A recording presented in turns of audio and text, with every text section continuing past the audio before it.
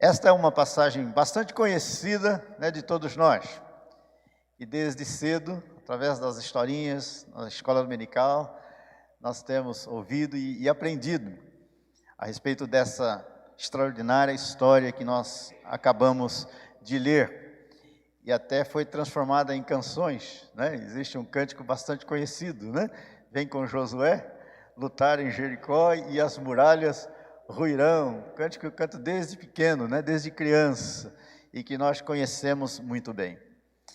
E nós encontramos aqui uma experiência riquíssima do povo de Deus e que traz lições também profundas para as nossas vidas, em todos os momentos, situações e contextos em que nós venhamos a viver. De uma forma individual, pessoal, mas também de uma forma comunitária, coletiva, como povo de Deus, como igreja de Deus, estabelecida nesta localidade. E é importante nós percebermos que o propósito de Deus em estabelecer a nação de Israel em Canaã era muito maior e muito mais amplo do que muitas vezes nós imaginamos. Deus não queria apenas tirar a nação do Egito e colocar em Canaã. Deus tinha um propósito muito maior através desta nação, que era o de, ao estabelecer a nação na terra prometida, pudesse usar esta nação como uma grande agência do seu reino, para proclamar a sua salvação e tornar o seu nome conhecido e glorificado entre todos os povos, raças, línguas e nações, como ele dissera e prometera ao chamar Abrão, Ur dos Caldeus, e prometer a Abrão uma terra, uma descendência. Deus prometeu abençoá-lo e fazer dele uma bênção para todos os povos. Lá no livro de Gênesis capítulo 12, Deus mostra com clareza que quando ele forma e estabelece a nação de Israel, ele tinha, acima de tudo, um propósito missionário, de usar esta nação para abençoar a todas as famílias da terra. Foi por isso que Deus revelou-se a esse povo, abençoou este povo. E ao longo da história, ao longo da sua caminhada, Deus investiu na vida desse povo, com o objetivo de lapidar o seu caráter, formar o caráter desse povo, para que pudesse então usá-lo de forma extraordinária, dentro do seu propósito missionário de abençoar a todos os povos através desta nação. Então, todas as histórias que nós lemos e as experiências que nós ouvimos e aprendemos a respeito desse povo, desde a sua saída do Egito e durante toda a sua caminhada pelo deserto por 40 anos, e agora quando o povo entra, toma posse, através das conquistas que ele passou a ter da terra prometida, nós percebemos esse cuidado de Deus e essa preocupação de Deus de preparar esta nação para cumprir os seus propósitos nesta terra.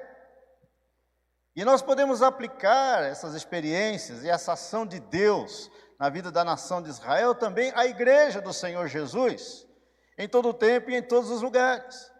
É Deus agindo na vida da igreja, Deus preparando a igreja, Deus fortalecendo a igreja, para que a igreja também possa cumprir o seu propósito missionário, de fazer discípulos de todas as nações, de pregar o evangelho a toda criatura, de ser testemunha eficaz do evangelho de Cristo na sua Jerusalém, Judeia, Samaria e até os confins da terra. Então nós percebemos em todo o tempo essa revelação de Deus, esse cuidado de Deus e esse investimento de Deus na vida do seu povo, para que o seu povo possa cumprir plenamente os seus propósitos nesta terra. E é dentro desta ótica, desta visão, que nós precisamos ler, estudar e meditar nessas histórias relacionadas à nação de Israel. Então Deus revela-se a esse povo, abençoa este povo, para que esse povo então possa cumprir os seus propósitos.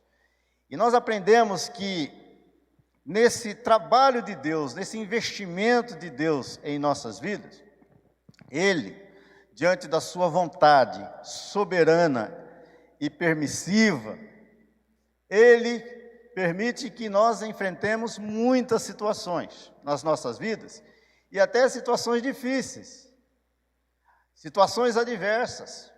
Barreiras muitas vezes surgem na nossa caminhada com o objetivo de fortalecer a nossa fé, a nossa confiança nele, e também trabalhar a nossa obediência incondicional à sua voz, à sua palavra e à sua vontade.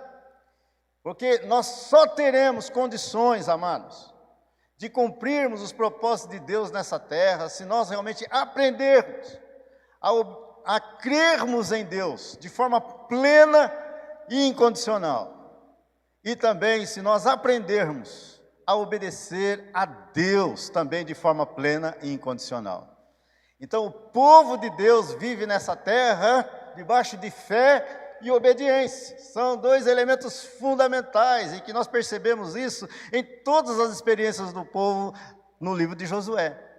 Fé e obediência são elementos fundamentais para que o povo de Deus não apenas possa conquistar, tomar posse de tudo aquilo que Deus preparou para ele nessa terra, mas para que, acima de tudo, o povo de Deus possa realmente cumprir os propósitos de Deus nesse mundo, para o louvor da glória do Senhor. Então repita comigo: fé e obediência são elementos que devem acompanhar a vida de todo crente e de toda a igreja, em todo o tempo e em todos os lugares.